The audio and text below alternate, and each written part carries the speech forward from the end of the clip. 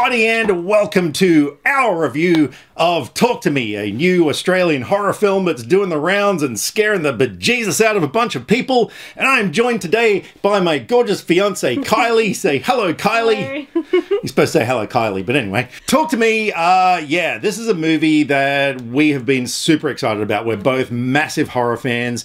As soon as I saw the trailer, I did think it could go either way, because it did sort of come across as it could have been maybe a little generic, but so it tells a story about a group of people who have this party game where there's a hand that may or may not be the severed hand of a medium that has been embalmed, or it could just be a porcelain knick-knack. Anyway, when you hold the hand and you light a candle and you say, "Talk to me," all of a sudden a freaky dead person appears in front of you, and then you can let them in. They can possess you for 90 seconds. If you go any longer than that, freaky shit will happen. And you can probably guess that someone goes longer and freaky shit happens. So, therefore we have a movie. So yeah, I thought it was an interesting premise, and, you know, I like the idea that it was an Australian film and stuff. What I didn't realize was how much this film was going to absolutely mess us both up. Yeah. This film, like, I had seen a lot of reviews. I mean, this thing debuted at 100% on Rotten Tomatoes. At the moment, it's on 95, which for a horror film is extraordinary. And I had read a lot about how this movie was just a really bleak, dark, intense experience, and I thought, okay, that's my kind of film. But I wasn't prepared. I don't think either of us were, for just how much this film hits you. Yeah. It's not scary as such in the way of most horror films, things like The Conjuring and other supernatural horror films, but it is disturbing. This film will get under your skin and it will stay there for a long, long time. There was one scene in particular that actually moved me to tears. It was so intense.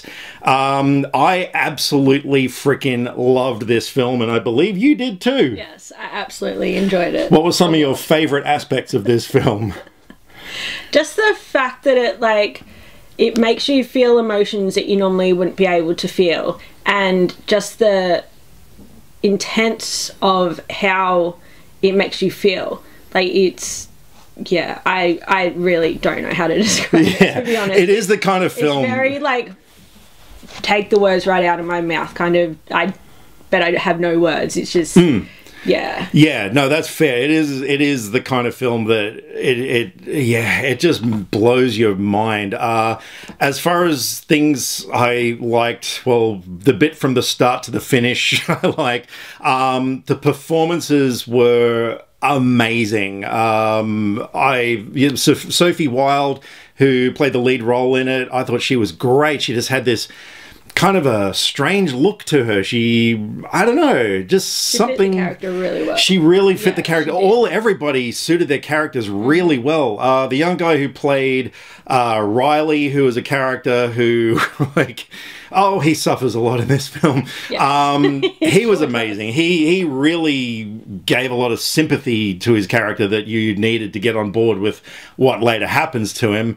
Yeah, performances were great. The direction from Danny and Michael Philippou, who were YouTubers who started making short films and then later became filmmakers. You know, they moved to LA. They've got a new film in development. Like, these guys are doing absolutely great.